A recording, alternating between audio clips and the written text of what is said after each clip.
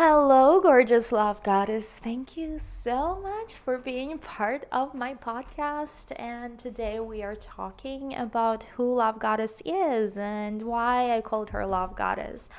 By the way, the term came to me when I was driving from New Orleans, and that was like 14-hour drive. I think we split it in 2 days, and I was still kind of tapping like, what's my next level, what's my next stage, and how do I call this whole next stage, and how do I take everything that I've been circling around, the messaging, the how does that, I've been on a journey of learning how everything that we do is connecting. I couldn't make sense of it all. I couldn't wrap my head around how boudoir photography connects to coaching and how the two combine, and I couldn't wrap around my head about why women have transformations from a boudoir session. And I was probably on a journey of like 2 or 3 years of like consistent journaling and connecting the dots until I don't know, just one day it just all came together and made sense. And when I was driving actually I was riding in a passenger seat, thank goodness. I was I literally remember the moment.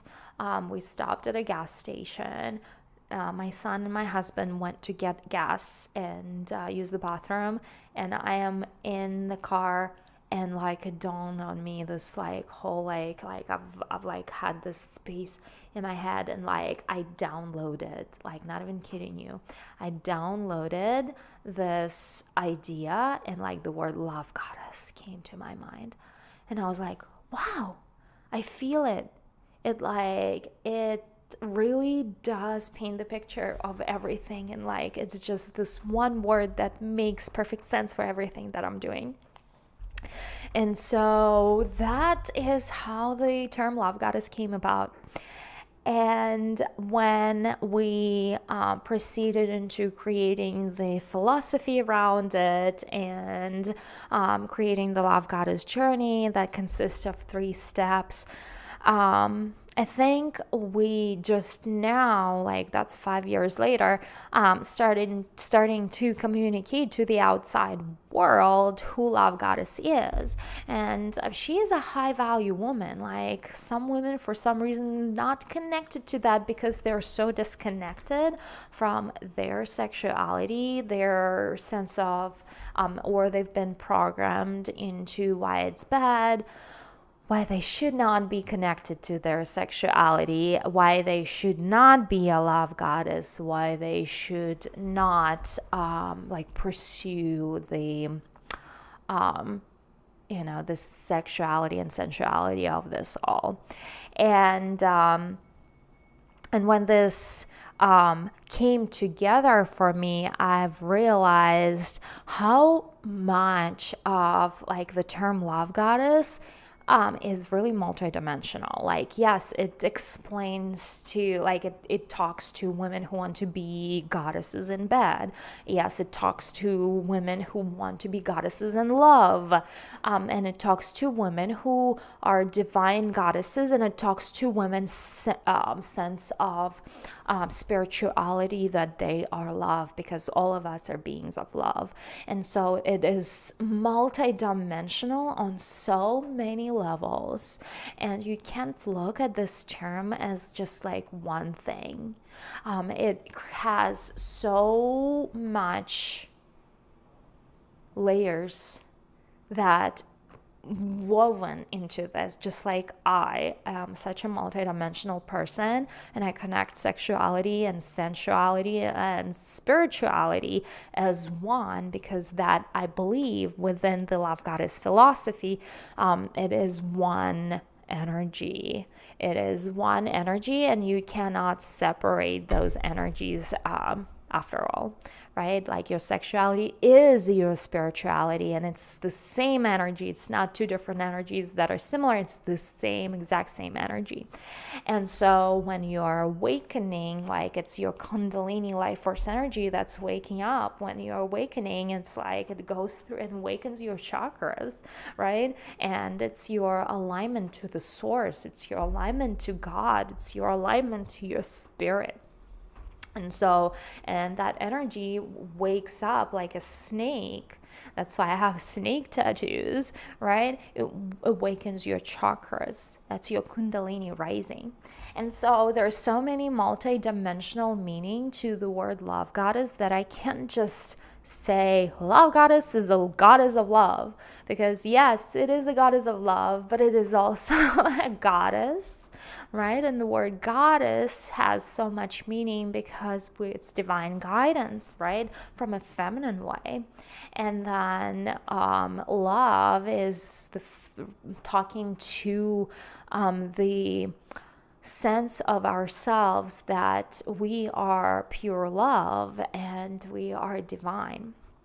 And so, but through these podcasts, I really am talking on how you can connect to your own sense of your own love goddess, how you can become aligned with your source of power, with your energy of eroticism, how you can create from that place and create a sense of passion and create a sense of purpose and nurture that.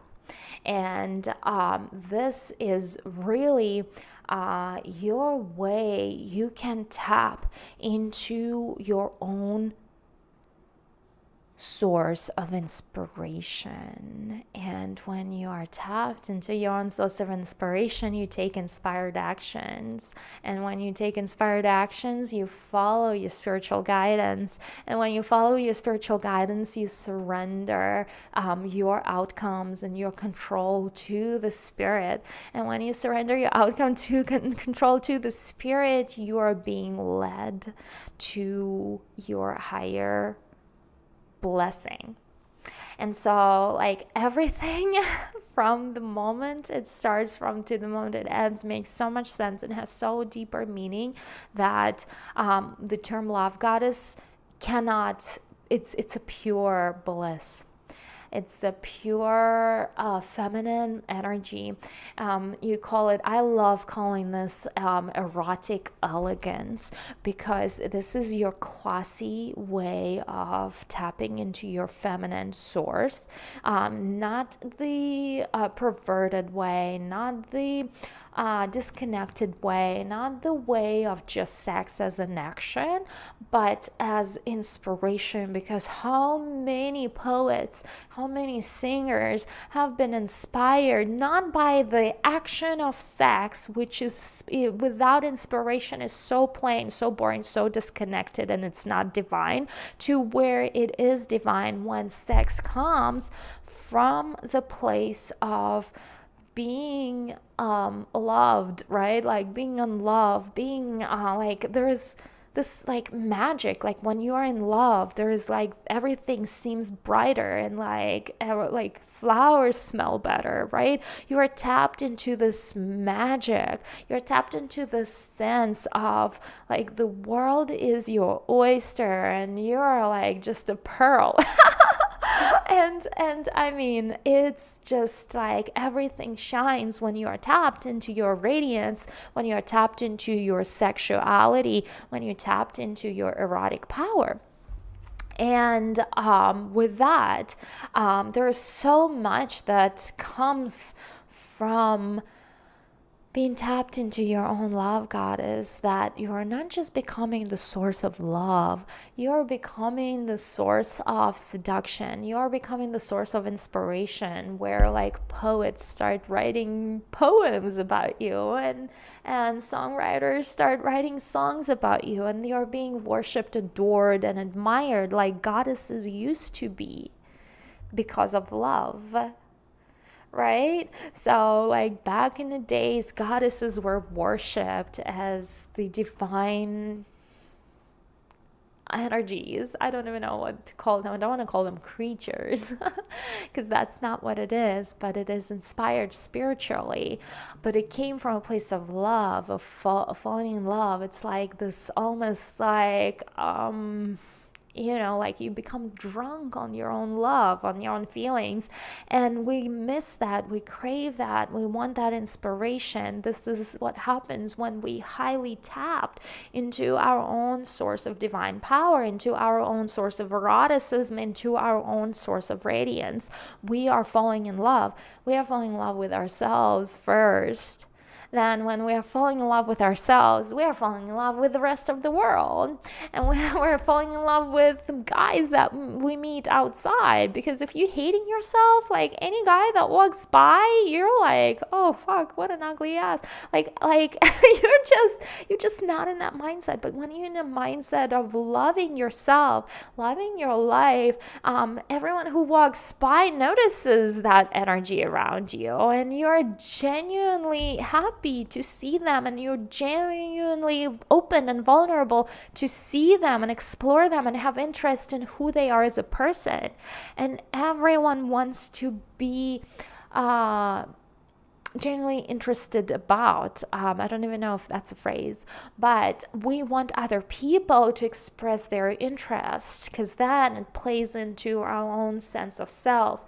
I'm not going to be ashamed to say our own sense of fame. Now I had too much wine, I think. Give me water. Because I can't talk anymore. Anyway, we are tapped into our own sense of our own source of love, our own source of eroticism, and our own source of power. And now that is key to be fully passionate and live life from that passionate place.